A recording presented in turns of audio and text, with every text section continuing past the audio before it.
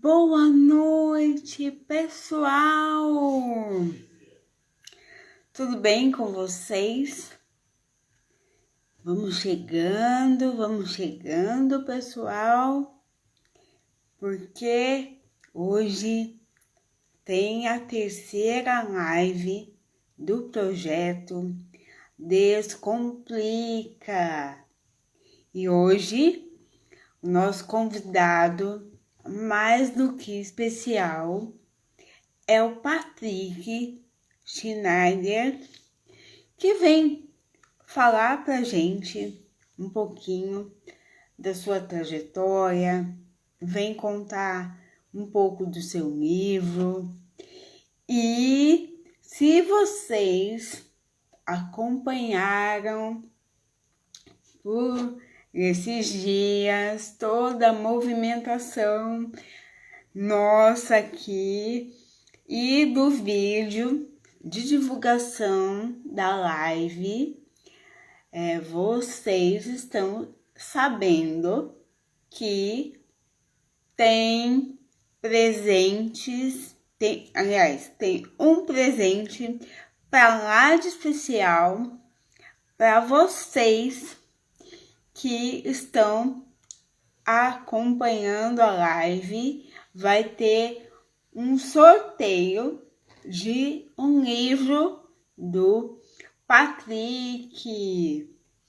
Boa noite, Nanda. Tudo bem? Espero que você goste e participe da nossa live. Mande perguntas para o Patrick e como que vai acontecer esse sorteio. A gente vai sortear um livro, né, um exemplar do livro do Patrick para vocês, seguidores que estiverem interagindo mais, mandando pergunta, reagindo. Então, pessoal, bora participar, porque hoje tá muito especial. A Isa já tá aqui. Eu vou chamar a Isa para poder falar um pouquinho, né, do nosso convidado, tá bom? Então, é isso. Uma boa live para todos nós. Isa, já vou te chamar, tá bom?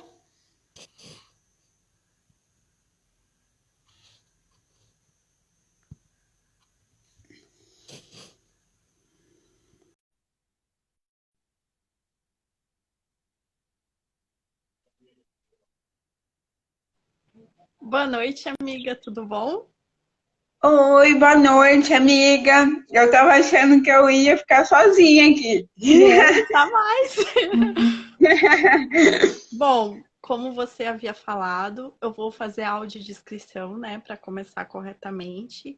Eu estou num fundo branco, sou uma mulher branca, de olhos puxados, com cabelo loiro e estou sentada num fundo branco. O convidado de hoje é o Patrick Schneider. Eu conheci ele em 2019, através da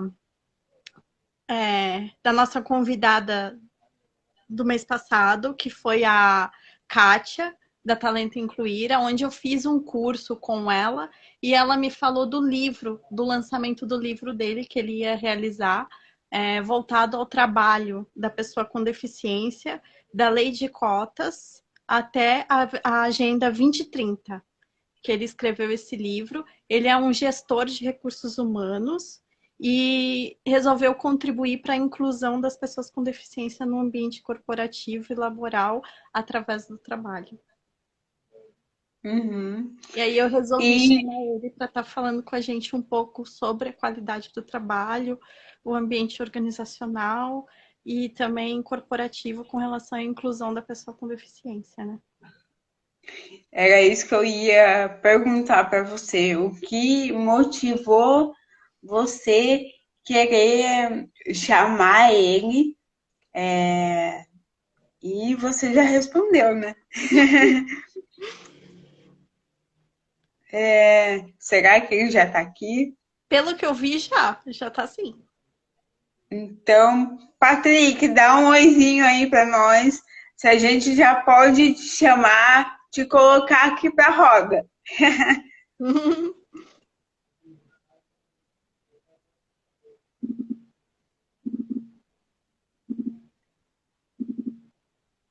Olha a Isa colocando os efeitos. Patrick, eu vou te chamar já para poder falar mais sobre você também, sobre o livro. Bora nós!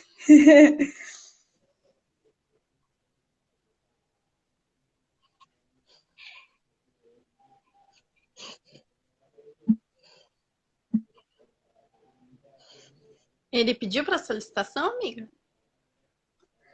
Não, mas eu mesmo já estou chamando. Patrick, boa noite, tudo bom? Olá, boa noite. Tudo bem, meninas? Como vão? Tudo ótimo. Oi, tudo bem? Tudo jóia? Vocês estão me escutando bem aí? Sim. Sim, sim. Ah, que ótimo, que ótimo. Satisfação em vê-las aí, agora sim, ao vivo.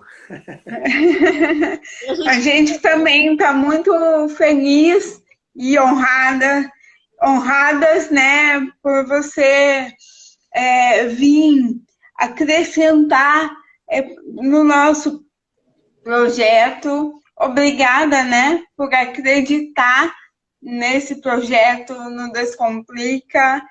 E conta um pouquinho de você para a gente e para todos que já estão assistindo a live. Legal, excelente, Gabi. Obrigado, Isa, pelo convite.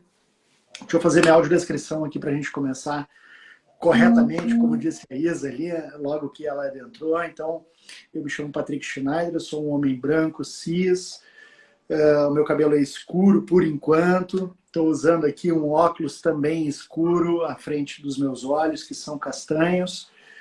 Estou utilizando aqui uma camisa de cor escura, uma cor vermelha, então ela é um pouco mais escura. Estou sentado aqui de frente, de costas para uma parede de tijolinho, uma parede mais áspera e um pouco mais texturizada. Então, essa é a minha audiodescrição. Bem, Patrick, peraí só um pouquinho. Antes de começar, já que os dois fizeram as suas audiodescrições, eu também vou fazer a minha. Por favor. Né? Por favor. Que é a forma mais correta, né, para começar um trabalho. É que, de verdade, eu tô tão empolgada que a gente acaba esquecendo dessas coisas, né? Tranquilo. Tá em tempo. Mas eu sou uma mulher branca, tô com cabelo preso, tô com rabo de cavalo. Atrás de mim eu tenho uma parede branca com bonequinhos, com livros também. E tô sentada, embora vocês não vejam, eu estou sentada na minha cadeira, na Gabi Móvel. Bom, agora podemos começar. Excelente, muito bom, Gabi. Bem, então, falando um pouquinho de mim, né? Eu trabalho há 20 anos com recursos humanos e aproximadamente nos últimos 15, tenho me envolvido muito com a temática da diversidade, equidade e inclusão, ainda num tempo que não se chamava diversidade, equidade e inclusão. Há mais ou menos 15 anos atrás, todas as ações de uma empresa que faziam sentido ao que hoje nós conhecemos como diversidade, equidade e inclusão estavam ligadas a uma área chamada responsabilidade social e empresarial.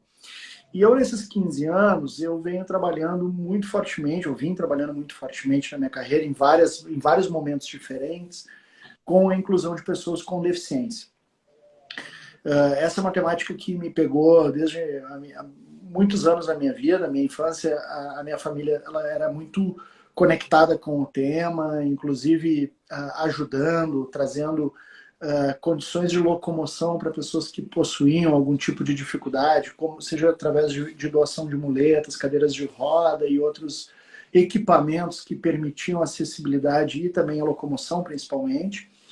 E quando chegou a época da universidade, eu sou formado em Direito, eu mergulhei de cabeça, então, na Lei 8213 de 91 e fui entender, conectar recursos humanos com o direito e estudar de modo mais amplo a temática da pessoa com deficiência e a inclusão através do mercado de trabalho da pessoa com deficiência. Então, o meu trabalho de conclusão no curso naquela época foi voltado para os estudos da 8213 de 91 e de lá para cá eu fui fazendo pós-graduações, tive a oportunidade de seguir estudando e sempre meus trabalhos foram orientados, meus trabalhos de conclusão ou de pesquisa foram orientados para essa temática. Em 2019 eu entro então no mestrado em sustentabilidade e na primeira oportunidade que tive então eu fui buscar conectar a jornada da pessoa com deficiência através do mercado de trabalho a uma temática ligada ao futuro. Como pensar essa temática? A maioria dos autores, a maioria dos pesquisadores, eles acabam olhando pelo retrovisor, como eu digo, olhando pelo espelho, né, e olhando para o passado. E eu queria, então, dar um próximo passo a essa discussão. Como que nós poderíamos olhar para o futuro, olhar para as intersecções ligadas a esse tema e apontar alternativas, né, para além da 8213 de 91, que é um instrumento muito importante. Esse ano fez 31 anos e eu vejo que nós ainda temos muitas oportunidades, né, de elevarmos o alcance dessa lei que estabeleceu a Política Nacional de Cotas. Então, através do meu mestrado, eu acabei coletando 60 horas de entrevista, conversei com gestores de pessoas com deficiência e entrevistei com profissionais com deficiência, e desse apanhado geral gerou um conteúdo muito rico na minha dissertação de mestrado. Dentro do mestrado em sustentabilidade, eu acabei publicando mais ou menos 6 artigos voltados para a inclusão da pessoa com deficiência em revistas científicas, então isso me habilitou como pesquisador na temática e também ajudou a sustentar um plano um pouco mais audacioso, que foi escrever meu primeiro livro, lançado no ano passado, justamente na semana dos 30 anos da Lei de Cotas no Brasil, né? Na semana, foi justamente no dia 20 de julho, então 24 de julho a lei fez 30 anos, e a temática desse livro, então, é remontar esses 30 anos, buscar contar um pouco dessa história do que aconteceu nesses 30 anos da Lei de Cotas, mas com um Muita gente não sabe, né? Exatamente, mas com um elemento adicional, que é apontar para o futuro e pensar os próximos passos disso. Como eu sou mestre em sustentabilidade, eu busquei anexar ou conectar a Lei de Cotas com a Agenda 2030. E através dessa Agenda 2030, pelo Objetivo de Desenvolvimento Sustentável número 8, o trabalho decente e crescimento econômico, apontar caminhos e alternativas para nós seguirmos nessa discussão. Por vezes, a Lei de Cotas ela parece que esgota em si a temática da pessoa com deficiência e o acesso ao trabalho, mas, na verdade, ela é a porta de entrada para essa discussão, na minha visão. E conectar com uma agenda global, uma agenda maior, permite nós não datarmos a temática, não datarmos a discussão, e sim apontar para muitos caminhos e alternativas que existem à frente, né, e que podem, sem dúvida, escrever os próximos passos. Então esse livro está aqui do meu ladinho, né, ele mostrar aqui a capinha dele, então ele fala do futuro do trabalho da deficiência, da Lei de Cotas, a Agenda 2030. E ele capturou, além dessas 60 horas de entrevista, ele acabou capturando também, eu tive a oportunidade de conversar com 4 profissionais dentro da área de diversidade e inclusão, onde eu pude conectar aqui a fiscal do trabalho mais longeva em atividade, que é a doutora Ana Costa, lá do Rio Grande do Sul, na minha terra natal, e que trabalha há quase 30 anos, há 27 anos, na fiscalização do cumprimento da lei. Eu tive a oportunidade de trabalhar e aprender muito com ela ao longo da minha carreira e tive a graça e fui agraciado de poder contar com o depoimento dela, né, uma entrevista com ela dentro do meu livro. Também entrevistei a Kátia, que já passou por aqui, né, pelo projeto. Sim. E 2 gestoras de recursos humanos também bastante envolvidas com o tema. Então, tentei fazer um apanhado geral olhando pelo retrovisor, olhando pelo espelho para o passado, mas também olhando pelo para-brisa aqui para o futuro. Patrick, agora com essa sua fala, você me abre a oportunidade de fazer uma pergunta. Claro, por favor, Isa. Nessa sua jornada aí, conversando com gestores e com profissionais com deficiência, qual a principal questão que é abordada, tanto pelos profissionais de recursos humanos como pelos profissionais com deficiência, com relação à deficiência que ainda tem na questão da inclusão, principalmente por parte das empresas na hora da adequação da pessoa com deficiência, né? Legal. Dentro do ambiente corporativo? Ótima pergunta. Eu vejo que existem algumas arestas e algumas porosidades nessa legislação, né? Existem algumas brechas aqui. E uma delas é nós esperarmos que somente as organizações, né, acima de 200 empregados, que elas serão, a partir de 100 empregados, melhor dizendo, né, que vão ser empregadores aí que vão poder absorver a mão de obra de pessoas com deficiência por força da cota. E um entendimento bastante importante é entendermos que essa é uma fatia muito pequena dos empregadores no Brasil. Né? Se nós olharmos a grande gama de serviços, o varejo expandido, olhando para toda a perspectiva de abastecimento e cadeia de abastecimento, nós temos muitas empresas que estão abaixo desse número. E elas não estão fazendo parte hoje de nenhuma política de inclusão. Estão fora dessa conversa. Então, se um comércio de bairro, por exemplo, fizesse parte de uma política nacional de acessibilidade ou de inclusão, nós não precisaríamos necessariamente ter a contratação. Isso ajudaria muito, né? Mas poderíamos ter a facilitação de acessibilidade, como, por exemplo, entregando calçadas de qualidade para que uma pessoa que se desloque através da cadeira de rodas tenha a plena acessibilidade. Poderia colocar um piso tátil e, com isso, as pessoas que possuem a deficiência visual poderiam se locomover com mais segurança também, né? Com maior orientação. Então, existem oportunidades como essa que a legislação não capturou. Quando a gente vai para dentro das empresas de grande porte, essas empresas acima de 100 empregados, nós já vemos também algumas oportunidades, que é o entendimento da qualificação. Hoje, na fala de ambos os entrevistados, há uma percepção de que existe acesso, ainda que tenha muitas oportunidades, né? Porque nós sabemos que a maioria das organizações no Brasil não cumprem a cota, ainda que exista esse acesso para aqueles profissionais que conseguem um posto de trabalho através da cota, não existe desenvolvimento para essas pessoas, ou não existe uma continuidade, acompanhamento. Então nós temos uma base profissional com uma presença da pessoa com deficiência. Mas nós não temos posições protagonistas ou posições de tomada de decisão que possuam, né, a representatividade da pessoa com deficiência. Então, a visibilidade, que é um elemento bastante caro e importante na diversidade, equidade e inclusão, ele está parcialmente atendido. Agora, essa questão de nós darmos uma maior amplitude, né, para as carreiras da pessoa com deficiência, essa, na visão dos entrevistados, é o maior elemento. Eu vi aqui que o Alex ele colocou, né, existe cota de gênero, mas não cota para pessoas com deficiência na política. Então, esse é um sinal, né? Ele colocou aqui no chat, esse é um sinal, Alex, de que o acesso, a porta de entrada, foi a preocupação do legislador, mas não essa dar voz e protagonismo à pessoa com deficiência com maior relevância em todas as esferas e todos os ambientes de circulação social. E você concorda comigo que a maior parte da rotatividade entre as pessoas com deficiência ainda é maior no mercado de trabalho justamente por conta dessa exclusão que é feita, por conta do tokenismo? Para quem não sabe, é uma inclusão simbólica do colaborador, mas que coloca ele com pouca visibilidade, muitas vezes somente para cumprir cota e não para colaborar de fato com a equipe. Isso acontece.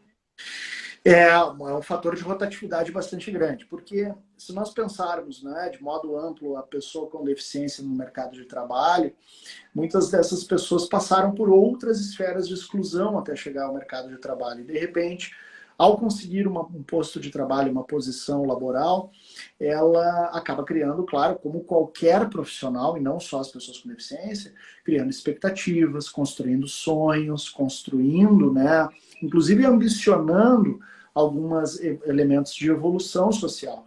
E quando isso não vem, como acontece com qualquer profissional inserido no mercado de trabalho, ocorre uma desmotivação, né? Quando existe essa frustração. E essa desmotivação, por vezes, ela pode ser negligenciada pelas organizações, né? E aí isso acaba se tornando algo insustentável no tempo, né? Eu acabo conversando com o meu gestor e dizendo, olha, eu gostaria de ter uma posição maior, ou eu gostaria de estar fazendo uma atividade diferente. E isso não é escutado, como qualquer profissional inserido no mercado de trabalho, acaba ocorrendo a desmotivação, né? Esse é um bom ponto. Algum gestor, na época, quando você fez assim, contato para o livro, falou com você a respeito disso? Por que que eles não dão tanta visibilidade e tanta política de desenvolvimento para as pessoas com deficiência? Eles chegaram a falar? Eu vejo da seguinte forma, um elemento que ganhou bastante relevância, eu acho, nos últimos tempos, é a temática de ter um olhar e ter gestores dentro das organizações voltados para a temática da diversidade, equidade e inclusão. Existem empresas fazendo excelentes programas de desenvolvimento e alavancando as carreiras, né? Ainda não não dá para dizer que isso é uma realidade de norte a sul, não dá para dizer que isso é um único caminho dentro do mercado, mas existem organizações. E a organização que eu entrevistei, as duas organizações, elas são empresas que receberam reconhecimento, inclusive pela inclusão de pessoas com deficiência. Então, neste recorte, elas possuíam programas de desenvolvimento, elas possuíam treinamento continuado, elas tinham casos, inclusive, de profissionais com deficiência que estavam sendo promovidos e reconhecidos. Inclusive, essa organização possuía um profissional que se locomovia por cadeira de rodas e ele já havia sido promovido 2 vezes. Então, ele fez questão de não participar da política de inclusão, então ele não quis entrar numa cota, porque ele não gostaria de ser tratado como uma pessoa que estaria somente contratada por uma cota, e a empresa respeitou isso, né, ainda que tenha os seus desafios para preencher a cota, então aceitou e reconheceu e entendeu isso como algo relevante. Então, neste recorte, existia esse processo. O que eu vejo, e aí o meu olhar como pesquisador e olhando como autor orientado para essas temáticas, né, inclusive nos artigos que publiquei, eu vejo que ainda existem forças capacitistas no mercado que... Muito, né? Exato, que limitam o potencial da pessoa com deficiência ou restringem a existência da pessoa com deficiência dentro da empresa por força da cota. Então, a maior preocupação era cumprir a cota. Cumprida a cota, bom, eu não tenho mais nenhuma obrigação. Eu até, inclusive, eu ouso falar aqui que, em alguma dimensão, a pessoa com deficiência, por força da Lei 8213 de 91, dentre os mais diversos ambientes e marcadores sociais, mais diversos grupos, né, que são lidos como minoritários dentro das organizações, acabou indo para o final da fila em alguns casos. Então hoje nós vemos um protagonismo da mulher preta, né, das questões étnicas, raciais, nós vemos aqui a comunidade LGBT ganhando cada vez mais espaço, e isso é importante e precisa acontecer de verdade, mas a pessoa com deficiência não pode ir ficando para o final da fila, né, e não sendo lembrada. E é o que está acontecendo, né? Exato, em certa medida eu enxergo isso, né? E aqui, claro, como romper esse elo, como romper essa estrutura, justamente buscando uma estrutura de aliados, né? E eu sempre falo isso, é muito importante nós termos um debate social amplo sobre diversidade, equidade e inclusão. O lugar de fala ele é muito relevante, mas o papel do aliado ajuda na aceleração desse debate. Então, trazer pessoas, né, que não tratem o tema diversidade, equidade e inclusão como uma pauta de quem tem lugar de fala, isso acaba também comprometendo de modo mais amplo a sociedade de um modo integral. Obviamente que existem espaços a serem ocupados por todas as pessoas que possuem o local de fala, e isso é fundamental. Agora, restringir a esse ambiente é colocar na zona de conforto a heteronormatividade. Então, é dizer, essa discussão não é minha, essa discussão é lá das pessoas com deficiência. Né? E isso é ruim. Né? Isso é ruim. Porque eu parto do princípio que tem que haver a participação do coletivo, né? Com certeza. Com certeza. Com certeza. Né, amiga? Exato. Isso com uma discussão coletiva, uma reflexão coletiva. Sem dúvida. Então, poxa, se dentro dos ambientes educacionais nós tivéssemos o ensinamento, né, o estudo de Libras, por exemplo, assim como se tem do inglês, poderia ter Libras, né? Se nós tivéssemos... É obrigatório em alguns cursos. Mas eu digo assim, lá na educação do ensino fundamental, né? Sim. No ensino de base. Assim como se estuda o inglês com as crianças, cada vez mais cedo está se estudando inglês. Por que não se estuda a linguagem brasileira de sinais? Né? Isso amplia de modo relevante o olhar da criança, o olhar do jovem, e inclui essa discussão de modo bastante amplo, porque a criança volta para casa, né, ou o jovem volta para casa, ensinando os pais também a linguagem de sinais, né, definindo um sinal para o pai, para a mãe, né, definindo um debate dentro de casa. As gerações, a minha geração, né, eu sou um homem de 40 anos, a minha geração não debatia isso. Eu aprendi língua de sinais, aprendi Libras dentro do ambiente profissional, mas dentro da minha casa nós não debatíamos isso. Né? As gerações que antecederam, né, minha chegada ao mercado de trabalho, também não discutiam isso. Por que não reverter isso com as novas gerações e incluir esse debate? Né? Recentemente foi dito que a criança com deficiência ela atrapalhava o desenvolvimento das outras crianças. Isso é quase que uma loucura a gente dizer isso, né? Porque, poxa, a criança que, desde a primeira infância, interage com a pessoa com deficiência, ela enxerga um mundo muito maior do que o núcleo familiar dela, caso ela não tenha uma pessoa com deficiência dentro de casa. Então, ela começa a interfacear com esses temas e acaba também desenvolvendo um olhar aplicado às temáticas sociais, que ao fim do dia é o que se precisa ao redor da discussão sobre diversidade, equidade e inclusão. É bastante importante a gente ampliar esse espectro da discussão, trazer aliados para dentro dessa discussão, reforçar os ambientes e os espaços de fala, né?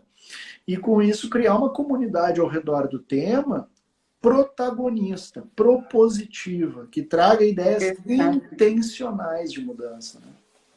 Exato. Vale a pena dizer aqui também, né, que a mudança que a gente tanto espera começa por nós, né? Sem dúvida. Então, assim, se cada um que estiver aqui assistindo a live começar a parar um pouquinho, refletir nessas questões e fazer um debate, um momento de conversa entre a família, já vai ter valido a pena, né? Ter feito essa live, né? E assim, o que eu queria te perguntar é o seguinte: se você é da mesma opinião que eu ou não, se não houvesse a lei de cotas, você acha que a pessoa com deficiência estaria lá no finalzinho da fila até hoje? Assim... Sem dúvida, Gabi. Eu acredito que a Lei 8213, quando ela surge no país, né, e ela está dentro de uma lei previdenciária, lembrando, né, o Brasil ele não enxergava, talvez, o alcance dessa legislação e a necessidade, o quanto ela chegou atrasada. Hoje, algumas pessoas me perguntam, ok, legal, 31 anos da lei de cotas. Quando que acaba a lei de cotas? Né? Não acaba. Eu digo que ela só tem 30 anos. Isso é muito pouco, gente. Nós temos É. séculos de exclusão. Séculos de exclusão. E aí nós temos uma legislação que é jovem, ela tem 31 anos, é pouco tempo. Ainda tem muita transformação a ser alavancada por essa legislação, né? E eu acredito, Gabi, respondendo bem objetivamente a tua pergunta, que se ela não houvesse, continuaria existindo um mundo de exclusão, um mundo de invisibilidade da pessoa com deficiência muito grande. Anteriormente à lei de cotas, nós tínhamos presenças muito tímidas nas constituições anteriores a 1988. E quando aparecia, a nomenclatura era uma nomenclatura atrapalhada, era uma nomenclatura como a pessoa excepcional, termos que já traziam exato, trazia muito capacitismo em si. Então a lei de cotas ela traz um olhar e denominação adequada, mas mais do que isso, ela rompe, por exemplo, discursos de que todos nós temos uma deficiência, por exemplo. Não, 45 milhões de pessoas, segundo o censo do IBGE de 2010, possuem uma deficiência. Por que é importante falar esse número? Por que é importante tirar essa suavização de que as pessoas, todo mundo tem uma deficiência? Porque isso traz invisibilidade à pessoa com deficiência. Então, existe um espaço na sociedade ocupado pela pessoa com deficiência, e isso precisa ser respeitado. E a lei de cotas ela vem para isso.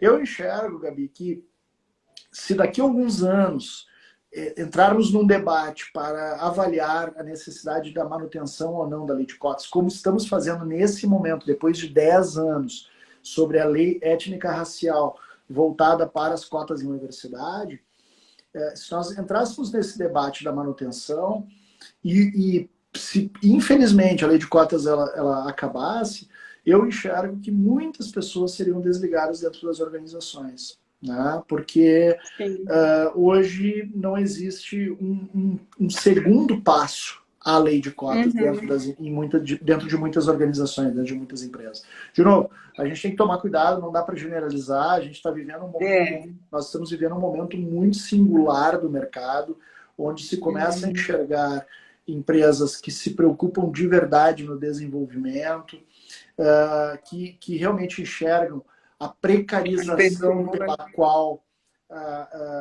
os mais diversos, né, ambientes e marcadores sociais estiveram submetidos, né, ao longo do tempo, e estão, de modo propositivo, tentando mudar esse cenário.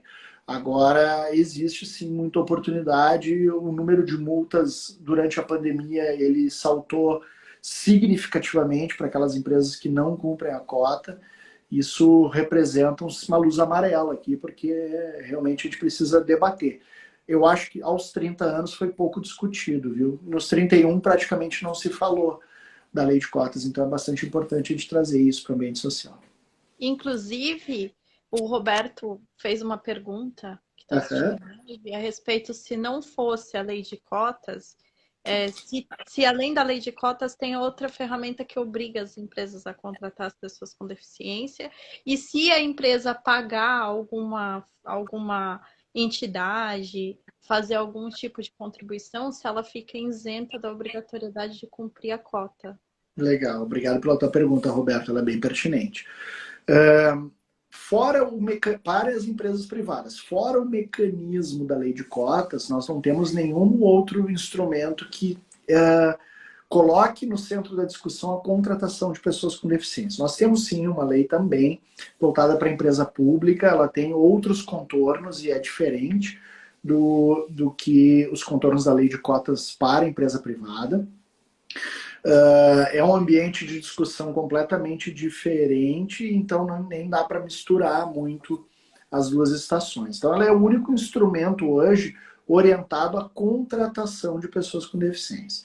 A segunda parte da sua pergunta é se houver uma contribuição com entidades, né, de amparo, assistência e acompanhamento da pessoa com deficiência, se isso há uma desoneração ou uma liberação quanto à contratação. Não, isso não acontece. Hoje existem mais de 10 projetos tramitando entre Congresso e Senado para que isso seja uma realidade no Brasil. Assim, a exemplo do que acontece já em outros países da América Latina, onde se você contribui para um fundo, inclusive às vezes um fundo nacional do amparo, acessibilidade e acompanhamento da pessoa com deficiência, você fica isento de participar de uma política de ação afirmativa como a lei de cotas. Isso não acontece no Brasil, estão tramitando projetos e na minha visão, isso atrasaria muito o ambiente de desenvolvimento que a pessoa com deficiência atingiu através do mercado de trabalho. Então, nós teríamos aí passos atrás, né, por força de uma liberação, de eu diria até de uma forma pecuniária ou financeira de você se livrar da discussão da questão da cota. Então, isso seria muito perverso, muito ruim para o mercado brasileiro. Seriam desobrigadas a ter a gente no ambiente corporativo. Exato, exato.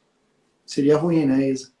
Sim, horrível. Se já é ruim com a lei de cotas, imagina sem. Então, é isso que eu ia falar.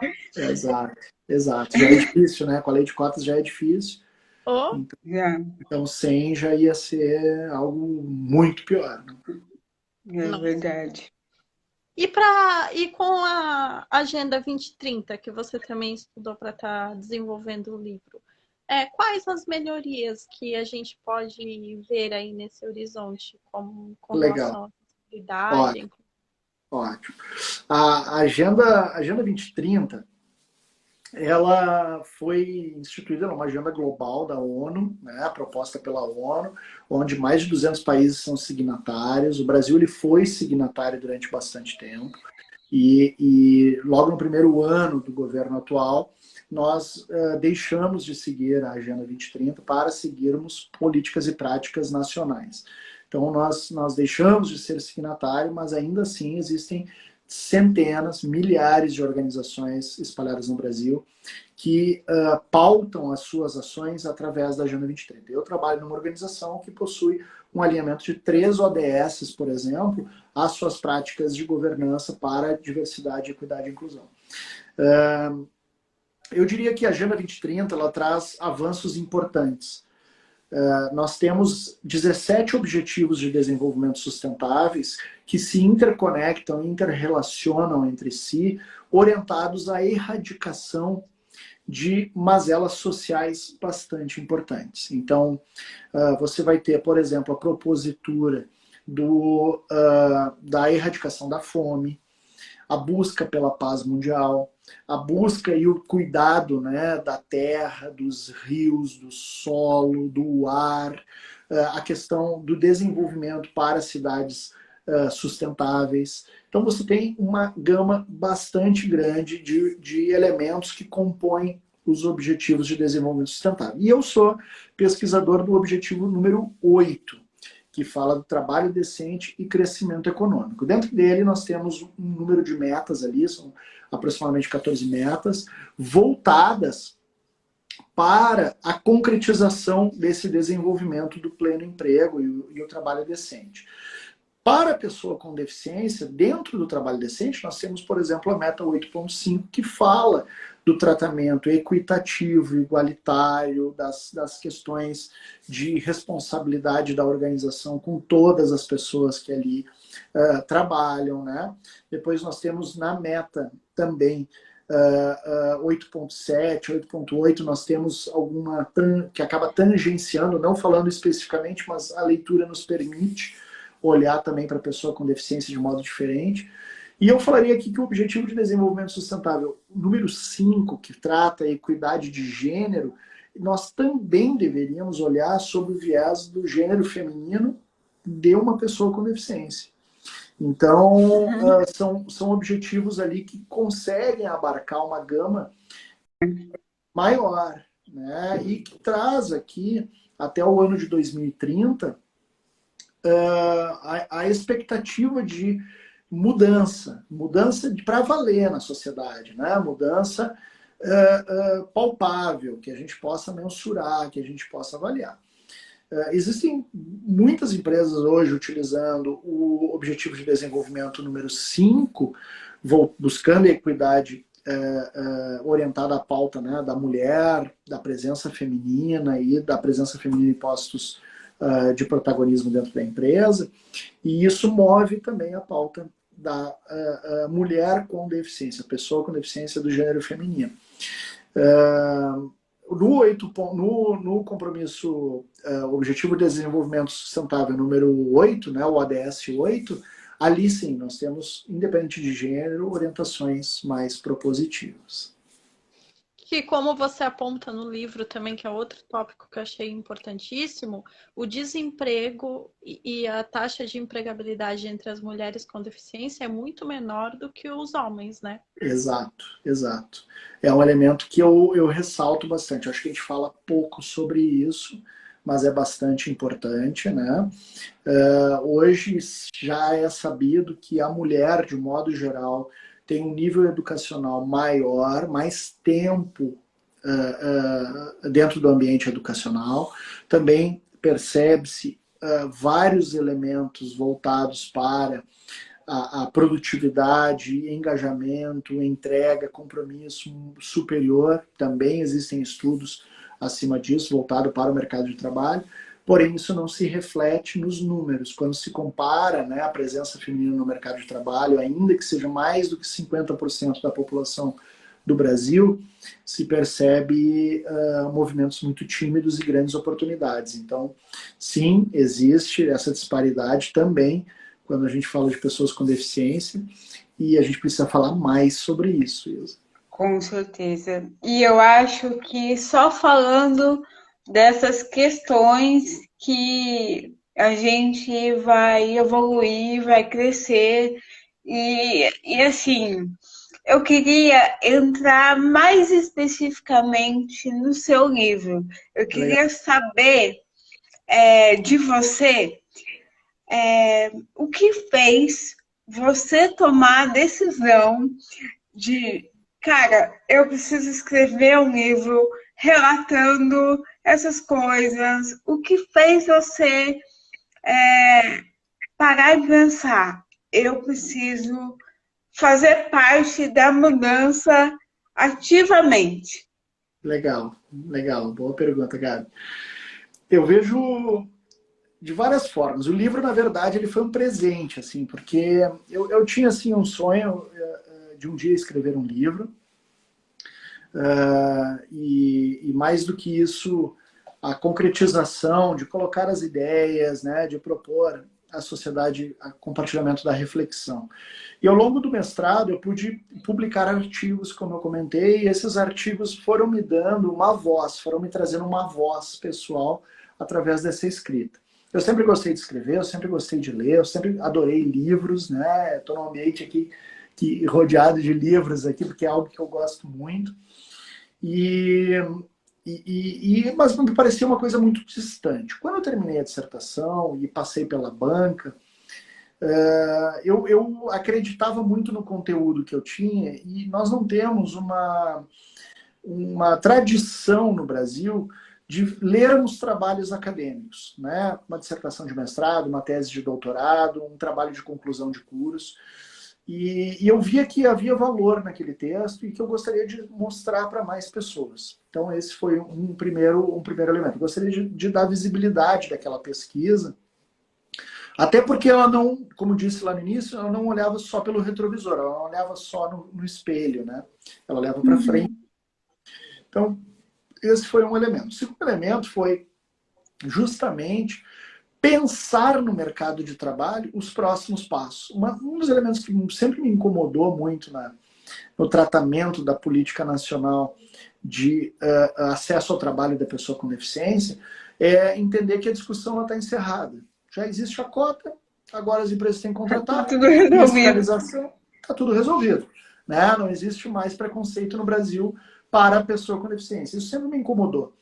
Então, eu queria também propor um debate, um diálogo, né? Expor ideias, buscar esferas diferentes de debate e atuação na sociedade, para discutir se realmente está resolvido, né? Se não existe espaço para mais, para uma maior evolução, para um maior posicionamento. Então, esse foi um elemento também que me instigou.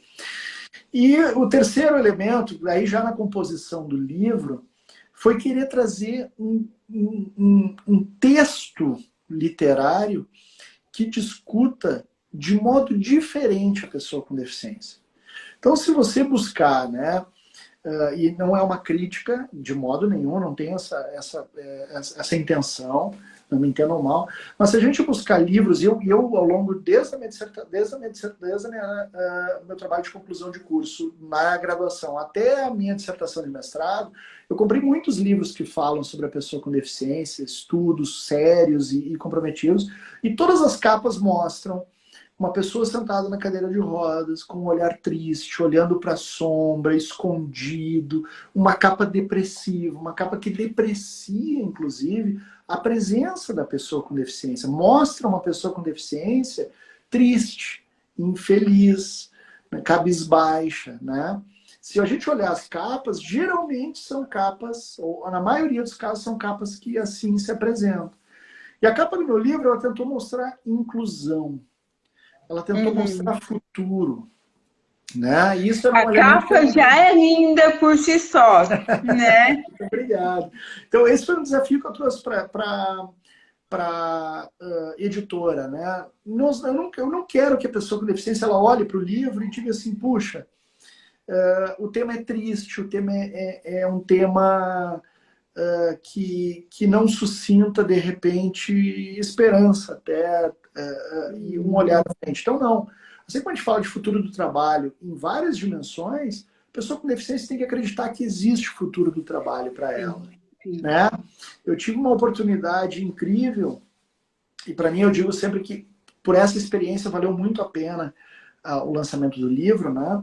Eu nunca pisei no estado do Espírito Santo, espero um dia visitar o Espírito Santo, né? Eu moro aqui na região sudeste, em Campinas, então eu pretendo ainda conhecer Espírito Santo. E de lá veio um convite, né, de um grupo de pais para que eu desse uma palestra, que tivesse uma roda de conversa com eles. Foi interessante, tal, me conheceram, né, através das redes sociais e tudo mais, me convidaram lá e eu fui participar com eles. E era um grupo de pais que fizeram durante 3 meses uma leitura guiada do meu livro. Eram pais de pessoas com deficiência. Eram pais de pessoas com deficiência. Todos eles muito jovens, né, crianças, ainda adolescentes e tal. E eles fizeram um grupo de estudos do meu livro. E aí, quando eu cheguei lá, eu dei a palestra e tal, e eu via que eles tinham lido o livro, porque eles debatiam, comentavam, né, trechos e tal. E aí, no final, eles disseram, olha, Patrick, nós estudamos o teu livro a fundo, e o teu livro veio para trazer esperança para esses pais que muitas noites, em muitos momentos, desde o nascimento dos filhos, achavam que talvez o mercado de trabalho não fosse um espaço para eles, para elas, né? E o livro ele veio para abrir como um portal, como uma porta, apontar para um horizonte de esperança para esses pais e também de mudança comportamental frente a esses filhos, de acreditar na potência que esses filhos trazem consigo, né?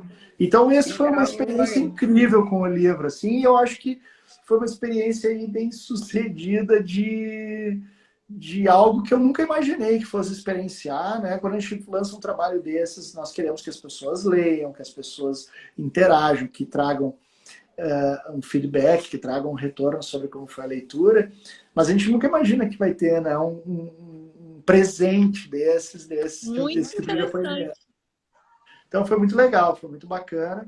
O livro está tendo uma ótima aceitação e muito bons feedbacks a respeito, né, do texto, da abordagem e tudo mais. Então estou muito feliz, assim, mas feliz em contribuir. A minha intenção inicial, desde o início, era contribuir com o debate, apontando outros caminhos aí, né? Poxa, eu acho que você saiu de lá muito mais motivado a continuar também a trabalhar mais por essa causa, né? Por esse movimento, assim. E como foi que você começou a se olhar depois que o livro foi lançado? Essa é uma pergunta interessante, Gabi. Eu sou uma pessoa bastante simples, não sou uma pessoa assim que o elogio, né? O elogio, claro, ele é recebido, é guardado no coração, traz alegria, mas eu enxergo que eu ainda estou dando os meus primeiros passos literários, né? Os primeiros passos também, como na escrita e tudo mais. E eu, por vezes, né, eu olho para a temática e digo, puxa, será que eu contribuí mesmo? Será que o material ele agregou, né, para as pessoas? E quando eu vejo depoimentos singelos, pessoas que me procuram, né, e com muita generosidade trazem, né, o olhar sobre o texto, sobre o livro, pessoas que trazem fragmentos que realmente pegou, né, que realmente tocou essas pessoas, eu olho assim e vejo uma jornada que valeu muito a pena, né? São 15 anos dedicados, né? São 12 anos dentro da academia, mas são aí 12, 13 anos dentro da academia, mas 15 anos dentro do mercado de trabalho. E eu vejo, sem dúvida nenhuma, uma potência humana muito grande por detrás de cada profissional com deficiência que eu conheci.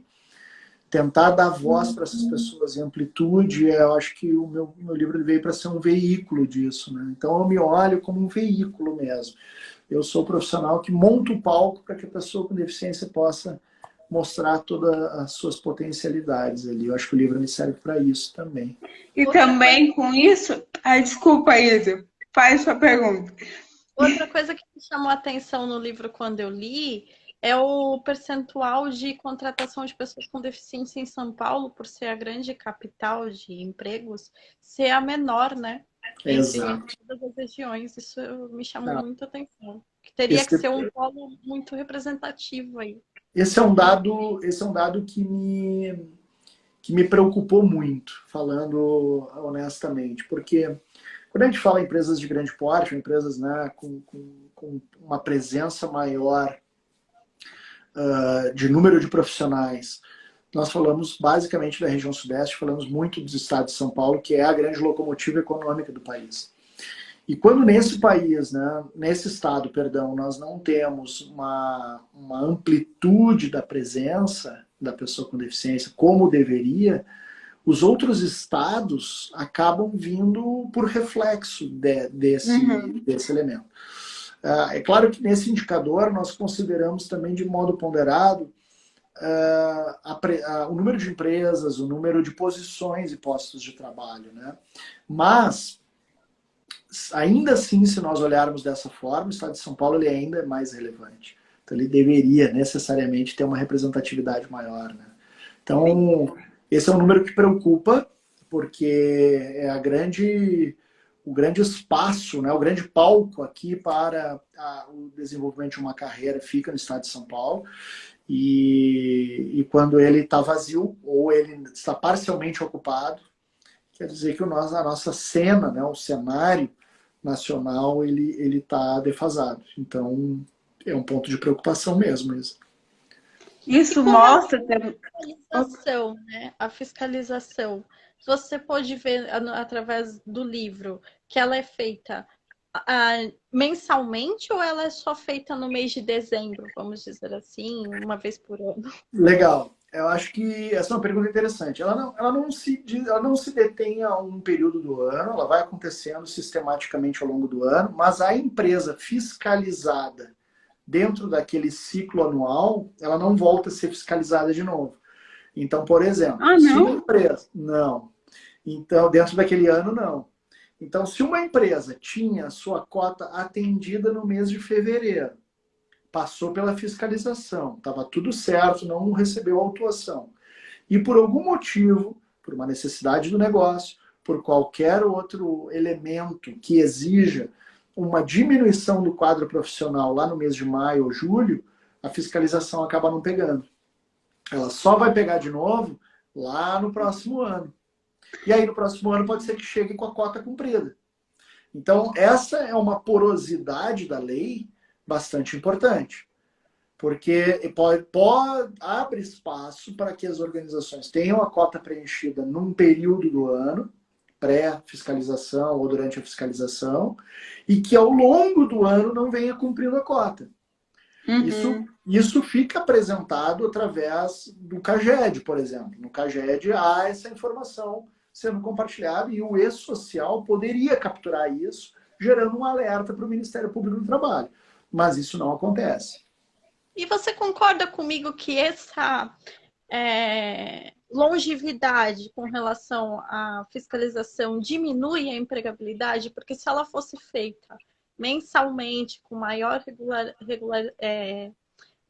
maior número de vezes, as empresas contratariam mais, né? Porque até por conta da fiscalização ser periodicamente, como você falou, acaba meio que tirando o foco da rotatividade de empregar essas pessoas. Por isso que a maior parte da empregabilidade nossa acontece, vamos dizer, entre novembro e dezembro. Por isso que eu achei que a fiscalização só ocorria nesses meses. Fosse nesses meses, entendi.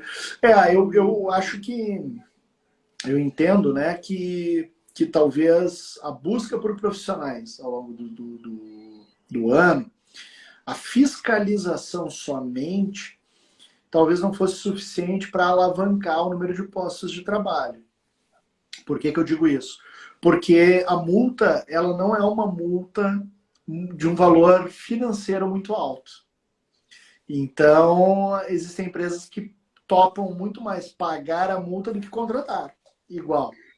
Isso é muito ruim, né? Porque demonstra que a mentalidade da pessoa não mudou, que realmente a pessoa com deficiência ela é representada pelo número, né? E não pelo que ela pode oferecer para o mercado de trabalho. Sem dúvida, Gabi, sem dúvida.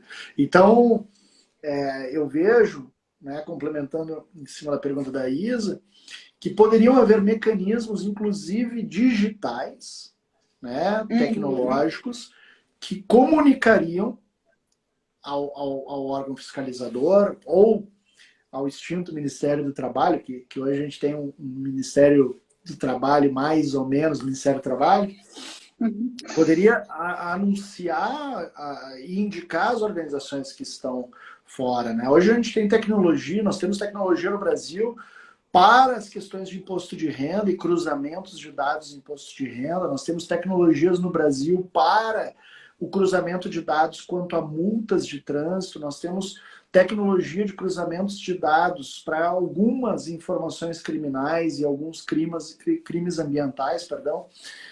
Mas a gente não tem essa presença da tecnologia na fiscalização do trabalho. Então, poderia sim existir até uma interconexão entre as delegacias regionais de trabalho ou as secretarias regionais de trabalho, né? São nomes que variam aí de estado para estado, onde uma empresa que não cumpriu a sua cota dentro de um estado houvesse uma comunicação com os demais unidades da federação, avisando de que, olha, há um déficit no estado tal, atenção na fiscalização aí no outro estado, porque pode ser que isso seja um comportamento recorrente da empresa, né? Mas isso também cai sobre aquilo que você falou no início, né? De um outro assunto, mas que também se aplica para esse. Todo mundo joga a responsabilidade para o outro, né? Exato. Por exemplo, um estado não se preocupa com o que está sendo feito no outro estado, né? Exato, é verdade. É verdade também que o Ministério Público do Trabalho, o MPT, faz um trabalho muito ativo e muito engajado.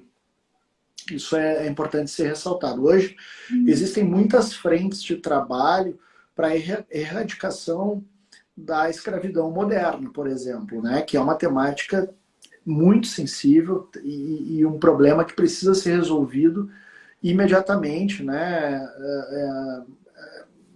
tirando do Brasil, né, colocando o Brasil à erradicação dessa prática. Então, existem muitas forças-tarefas nesse sentido. E existiram no passado forças-tarefas orientadas à fiscalização da contratação da pessoa com deficiência, o atendimento da cota e tudo mais. A dificuldade é o alcance da penalização. No que diz respeito à escravidão moderna, esse é um elemento tipificado no Código Penal e que tem contornos, né, de crime, realmente. É uma das condições de degradação do ser humano, das mais perversas e das mais sensíveis no que diz respeito à dignidade do ser humano. Agora, se nós tivéssemos, de um outro lado, um efeito da fiscalização, quando a empresa não cumpre a cota, que fosse uma responsabilização criminal por parte dos seus sócios, né, ou representantes da organização, ou ainda uma penalização que trouxesse uma exposição ruim de marca, de produto, enfim, isso tomaria, né, uma dimensão maior voltada para a inclusão. Hoje já existem, né, por força da relação com o consumidor, penalizações voltadas à marca, voltadas ao produto. Né? Um produto que possui um arranhão na sua imagem social, na sua dimensão social, ele vai ter dificuldade de ser colocado a serviço, né, da sociedade, à exposição à sociedade. Então, se nós tivéssemos um Ministério do Trabalho e Emprego, como tínhamos nos moldes, né, de governos anteriores, propositivo, que dava essa visibilidade, que dava essa exposição, isso já ajudaria muito na mudança desse cenário frente à inclusão da pessoa com deficiência, sem dúvida. E você acredita que, diferente do que foi falado na época da pandemia, né, a gente não poderia ser mandado embora as pessoas com deficiência, mas na realidade aconteceu ao contrário. Muitas pessoas foram mandadas embora na época da pandemia justamente por serem deficientes, alegando a questão da vulnerabilidade de ser maior em questão de saúde. Uhum. Então, a gente viu isso acontecer. E esse enfraquecimento também se dá, eu acho, por conta da falta de política pública, né? De investimento com relação à inclusão. Não sei se você concorda comigo. Qual é o ponto de vista? Isa, eu vou te dizer que a pandemia, ela deixou escapar uma oportunidade de contratação grande da pessoa com deficiência, por força do teletrabalho. Né? Então, existem muitos profissionais com deficiência que têm uma jornada grande de deslocamento até o trabalho e por questões de mobilidade, acessibilidade e até de condições realmente de possibilidade de circulação dentro da sociedade, acabam ficando prejudicados na busca por uma posição laboral. E o que aconteceu na pandemia foi a elevação do teletrabalho, muito forte, foi sem precedentes ao redor do mundo todo, e isso iria resolver essa questão da locomoção, da acessibilidade, dessas temáticas. Então, acho que a gente perdemos uma oportunidade muito grande de contratação. Por outro lado, houve um movimento, sim, legislativo, né, que restringia o desligamento das pessoas com deficiência e que também colocaram num ambiente de vulnerabilidade frente à necessidade da quarentena. Então, se tentou evitar o desligamento, né, pela legislação, mas não deu alguma alternativa acompanhada a isso. Então, eu imagino que, eu não tenho os números, não tenho acesso aos números, mas eu imagino aqui que os desligamentos realizados ao longo da pandemia acompanharam a tendência natural de desligamentos dentro das empresas. Esse é o primeiro passo. Que houve, né? Muitas empresas perderam 100% do faturamento. E isso foi uma realidade, né, no mundo. Muitas fecharam realmente, muitas né? Fecharam, exato.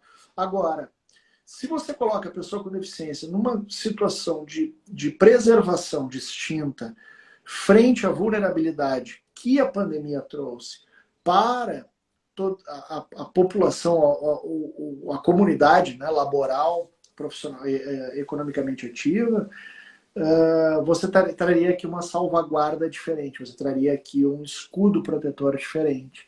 Então, tá certo que a gente enfrentou algo que nunca enfrentamos na história da humanidade, né? Ou pelo menos nos 100 últimos anos, e muita coisa foi criada enquanto tudo acontecia, isso é uma verdade também.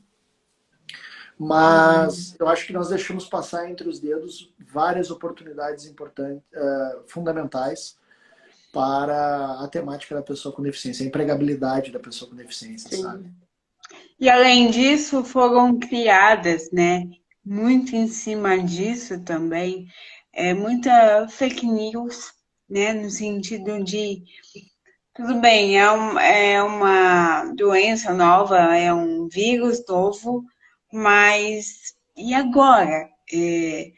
A pessoa com deficiência que trabalhava, se do nada é tirada do mercado de trabalho, também adoece, né? Assim, não tem o Covid, mas tem outras doenças, como depressão, como ansiedade e tantas outras coisas, né?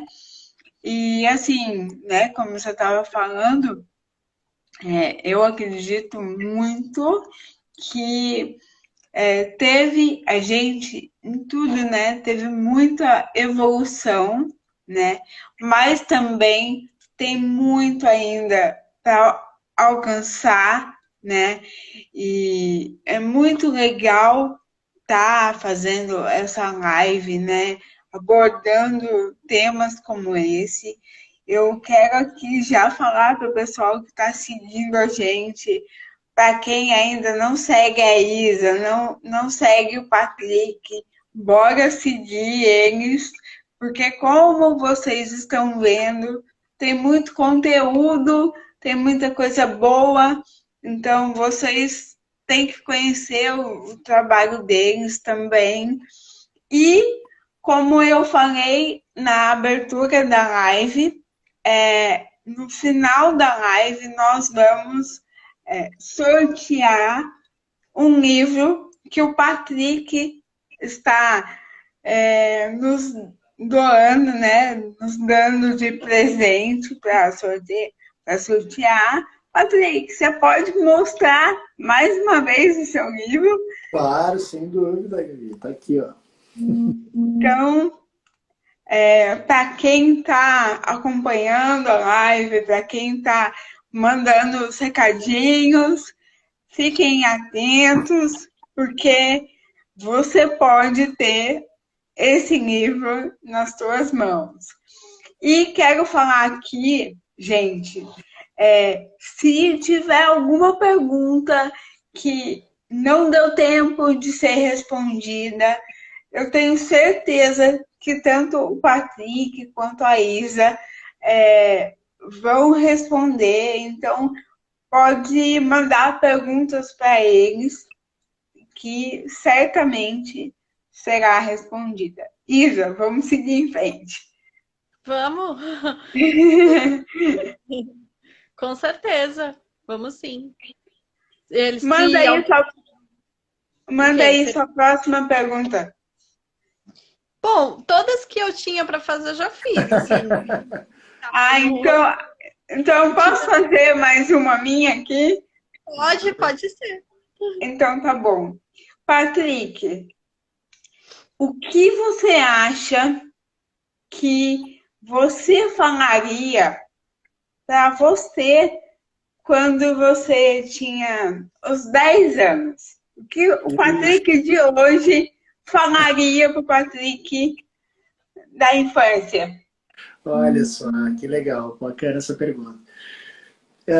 Bom, eu acho que olhando para trás, assim, né, quando a gente olha para frente e planeja, né, várias coisas, talvez muitos dos nossos passos não façam sentido, mas quando a gente olha para trás, a gente enxerga que todos eles estão bem conectadinhos e amarrados, assim, um no outro, né? Eu acho que eu diria para o Patrick de 10 anos, assim, sonhe alto, né? Sonhe, permita sonhar. E mais do que isso, assim, que compartilhe esse sonho com outras pessoas, né? Eu acho que o sonho que a gente acaba sonhando sozinho, ele tem poucas chances de ser concretizado, né?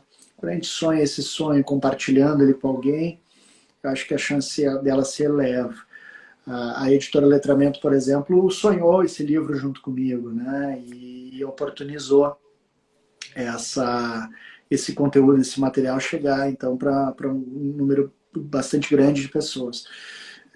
Então, eu acho que eu iria muito nesse sentido aí, Gabi, de que a gente precisa sonhar mais, né? E talvez eu lá com 10 anos de idade, de uma família super humilde, né? E que com muita luta lá no Rio Grande do Sul buscou concretizar e dar um ambiente melhor para as futuras gerações da família.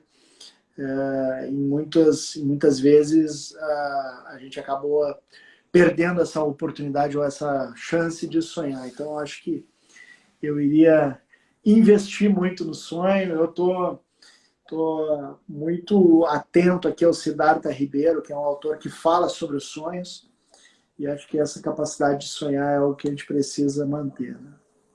Patrick, Eu acho. depois que você escreveu o livro, você falou com algum profissional da área de recursos humanos que teve algum feedback, algum tipo de raciocínio que a pessoa trouxe a você, que agregou dentro da empresa? Sim, com certeza, né? Então eu acho que o maior número de feedbacks que eu recebi foi dos colegas, né, de recursos humanos.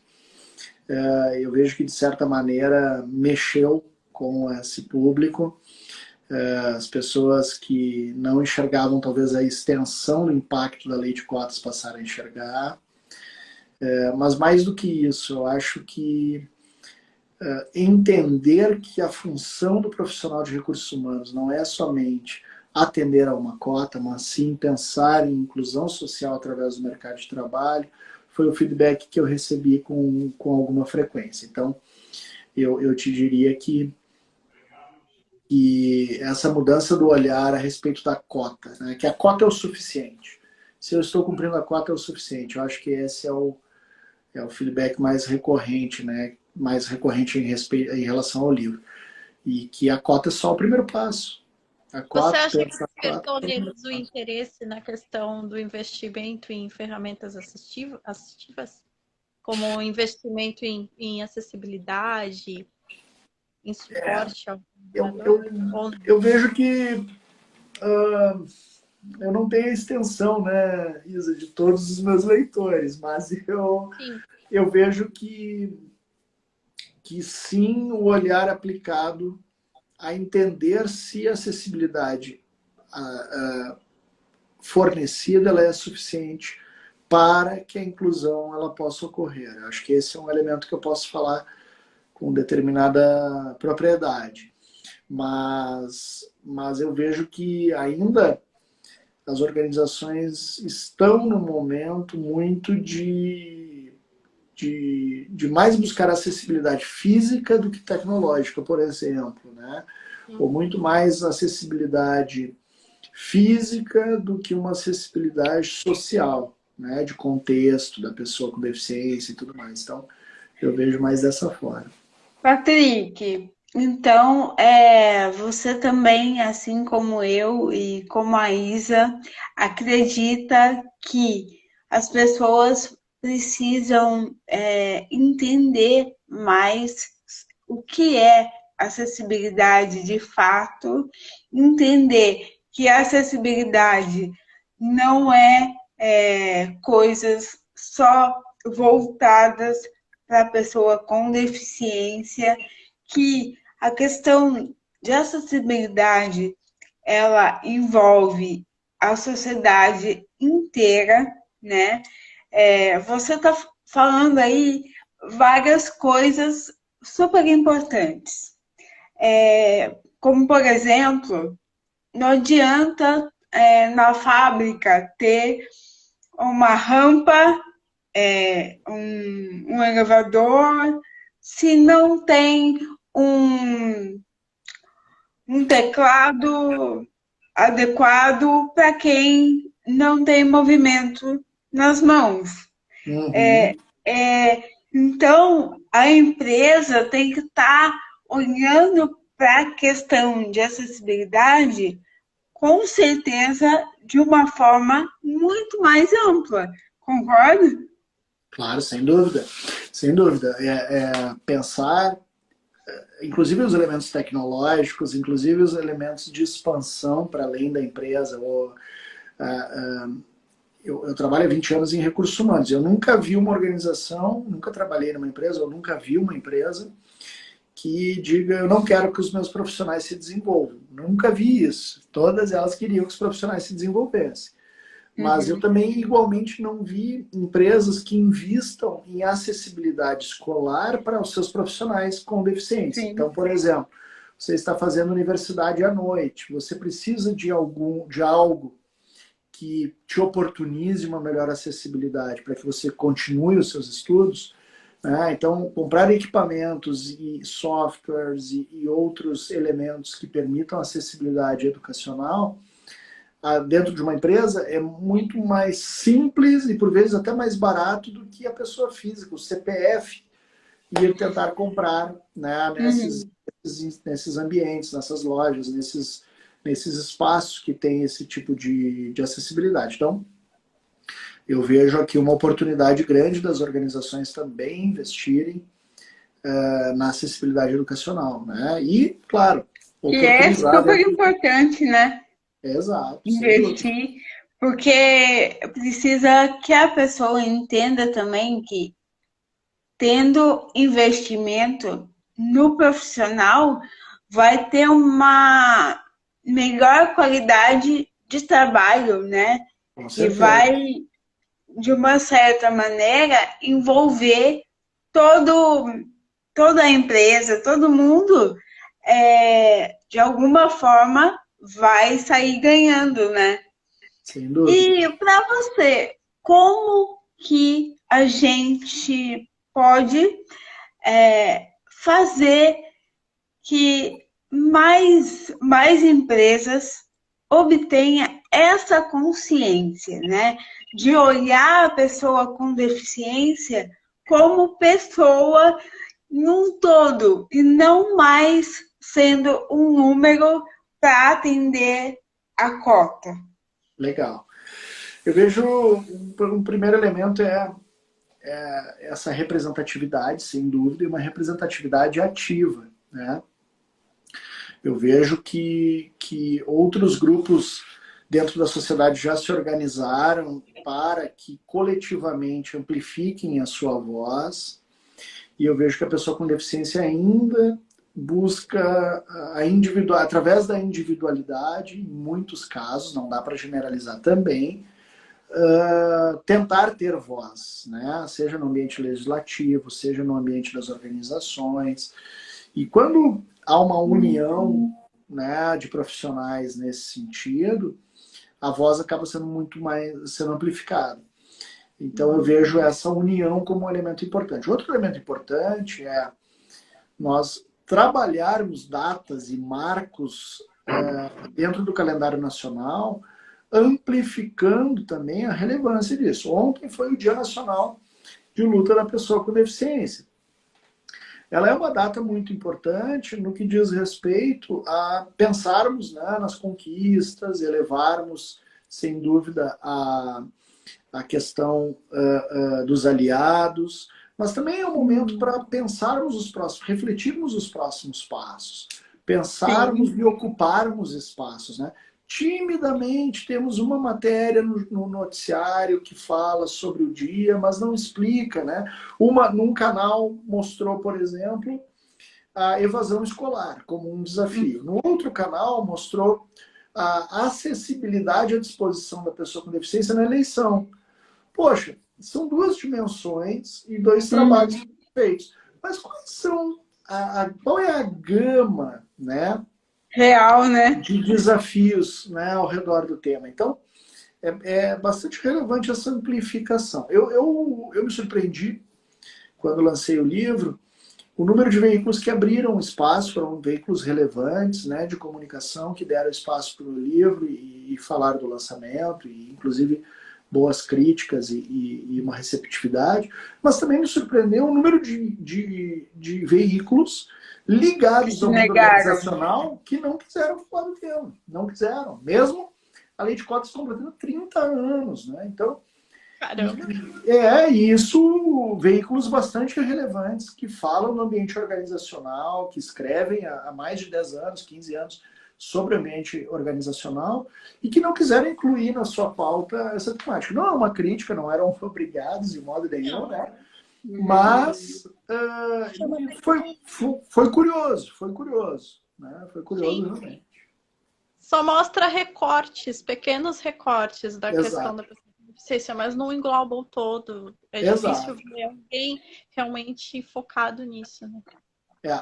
E volta naquilo que a gente falou, né? Que muitas vezes a pessoa isso não tem nada a ver comigo, Exato. não quero falar disso. Isso só mostra aquilo que a gente já vem falando desde o início da live, né? Que isso aqui não me cabe, isso aqui não, não sei, não entendo, e ainda vou continuar não sabendo, não querendo entender, conhecer. Sabe por que às vezes eu acho isso? Que as pessoas, às vezes, elas têm medo de acessar alguma coisa dentro dela, entendeu? Então, por isso que acaba fugindo de alguma questão ou outra. Essa é a minha visão, tá, gente?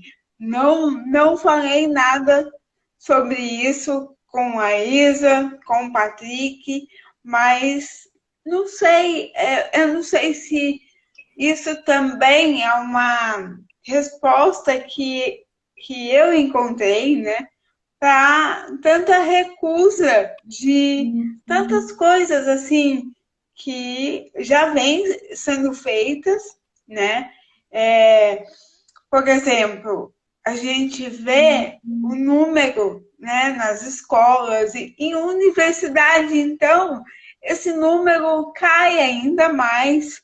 Por exemplo, e há uns 6 meses por aí, eu soube que a pessoa com deficiência, uma pesquisa que foi feita aqui, são 5% só fizeram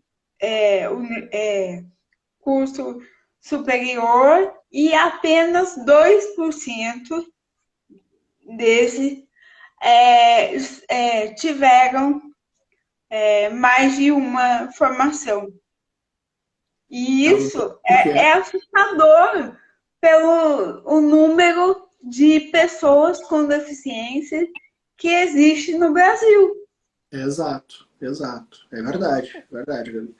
Eu ontem, no Dia Nacional de Luta, né, da pessoa com deficiência, me foi questionado, Patrick, nós temos dois dados aqui. Tem 45 milhões de pessoas com deficiência lá no censo de 2010.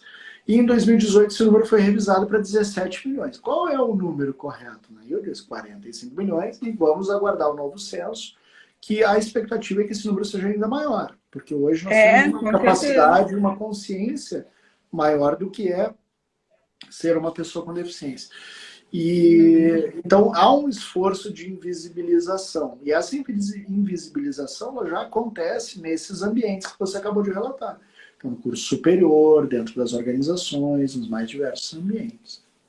E outra coisa, Patrick, com relação aos grupos de afinidade que a gente vê no ambiente corporativo. Sim. Tem tantos grupos de afinidade que são criados com relação a gênero, a questão da raça, né? Tudo. A gente vê que ainda com relação à pessoa com deficiência ainda é um tema fraco dentro das organizações, né? O grupo de afinidade voltado à diversidade, principalmente com foco na pessoa com deficiência. eu acho que seria um bom braço aí para ser utilizado para discussão da inclusão da pessoa com deficiência dentro das organizações, né? Sem dúvida, Isa.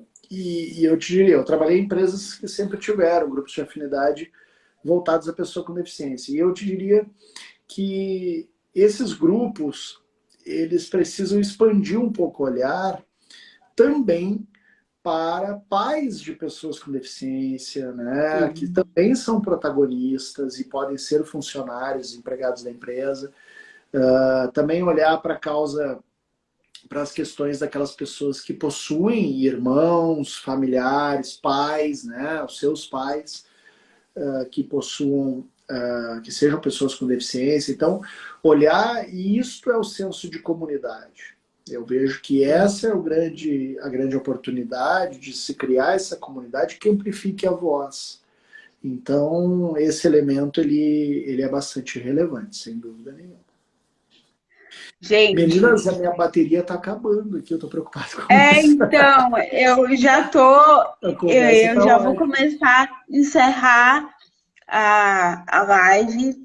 Quero agradecer demais a sua participação, Patrick. Isso, muito obrigado por tudo que você trouxe para a gente. E quero agradecer você, Isa, mais uma vez, por essa parceria, pela paciência comigo, com o meu jeito. Quero também dizer para o pessoal que participou, a gente vai fazer o sorteio, né, para ver quem que vai receber esse super presente. Então, Isa, você marca o nome de todos? Sim, consegue? Pode ser. Sim. Aí a gente já faz o sorteio. E daí, quem for sorteado, entra em contato já com o Patrick mesmo, para ele enviar o livro, né? E daí, depois vocês dão um feedback, quem tiver o livro, o que achou sobre o livro. Bom, pessoal, eu vou encerrando aqui, vou deixar o Patrick se despedir e a Isa. Muito obrigada por acreditar no projeto Descomplica, por estar sempre aqui com a gente. E até a próxima, se Deus quiser. Patrick, com você. Legal, muito obrigado. Quero agradecer vocês pelo espaço, pelo convite, né? A Gabi, a Isa. A Isa acompanha aí o meu trabalho já há bastante tempo, né? Uma pessoa super presente aqui na minha trajetória. Então, muito obrigado pelo carinho de sempre, pelo respeito de sempre, pela abertura aí ao meu trabalho. O projeto de vocês é muito legal, então continuem, sigam em frente. Gurias, vocês estão realmente amplificando aqui a voz da pessoa com deficiência. É um trabalho bastante relevante o que vocês estão fazendo, a capacidade é muito grande de transformação a partir das redes sociais, desse lugar de fala, desse ambiente, né, a ser conquistado. Então sigam em frente e eu agradeço aqui uma vez mais pelo convite. Contem sempre comigo, que eu puder ajudar. É sempre um prazer, aí, um privilégio participar dos projetos e também poder colaborar, né, de certa maneira. Se consigo aqui, através da minha experiência compartilhada, colaborar de alguma forma, eu fico muito feliz. Então, muito obrigado, de verdade. Bom, eu quero agradecer em nome da Gabi, em nome do Descomplica, você ter aceitado o nosso convite e estar aqui junto com a gente através da oportunidade de estar conversando com você. Agradeço. Quero dar parabéns aí pelas conquistas que você tem tido através do livro, que foi um trabalho muito bem elaborado. Tenho certeza que quem ganhar o livro vai gostar muito. E que você possa contribuir aí também com ideias de abordagem, que você tenha sugestões de temas para o quadro da gente. A gente está sempre buscando novas pessoas para estar somando com a gente aí, dando novas ideias. Excelente, com certeza. Muito obrigado e contribuirei, sem dúvida, Isa. Obrigada. Vamos fazer já o sorteio? Vamos sim. Então, bora lá. Você anotou Tem o, quem teve presente? tem o Paulo, tem a Conga, tem a Descomplica, Descomplicando a Síndrome de Down, tem o Lucas, um monte de gente. Valfrânia, bastante gente. E aí, vamos fazer? Tem o Roberto também, que mandou a questão pra gente no começo da live. Legal, excelente. Tá todo mundo aqui querendo seu livro. Gurias, vai cair minha bateria. Deixa eu fazer um pedido. Vocês podem fazer o sorteio, pegar o nome da pessoa, os dados e aí me passar? Sim, sim. Por favor. Eu tô com medo que eu vou cair no meio da conversa, então deixa eu me despedir. Tá bom, tá Deixo com bom. vocês aqui o sorteio. Um beijo grande, muito obrigado aí de verdade pelo espaço e nos vemos aí em breve. A gente Sim. que agradece. Pode Valeu. contar sempre com a gente. Se precisar, estamos aqui, né, Gabi? Ótimo. Tamo. Tchau, Gurias. Até mais. Valeu. Tchau. Boa noite. Boa noite, obrigada. Obrigada. Bora isso então, fazer o sorteio. Bora. É com você. Bom, a gente pode sortear para a Roberta. Como é que vai ser o esquema do sorteio? Então, a gente pode ou pegar os nomes lá desde o começo, ou pegar quem tá aqui desde o final. Pode ser também. Tem a Paty, tem o Paulo, que é de RH, tem o Gucci, que também é de RH. Diz aí um nome, um arroba, e boa sorte para quem tiver. Então vamos sortear para o Descomplicando Síndrome de Down, que eu tenho certeza que ela vai utilizar. Então, um super beijo para você que ganhou um livro. Você tá com o seu livro aí, Isa? Tô. Para poder mostrar? Tô sim, peraí. Ó. Então, você do arroba Descomplicando Síndrome de Down acabou de ganhar esse livro maravilhoso. Então, entre em contato com a Isa no RH da Inclusão para passar todos os seus dados, né, Isa, para que a gente possa repassar para o Patrick, tá bom? E pessoal, até a próxima live, se Deus quiser. A próxima live, será que a gente já fala o tema? Eu acho melhor não. Melhor não, deixa suspense. Então, até a próxima. Fiquem com Deus. E muito obrigada por vocês que ficaram até o final. Tchau, pessoal! Tchau, Gabi. Tchau! Tchau.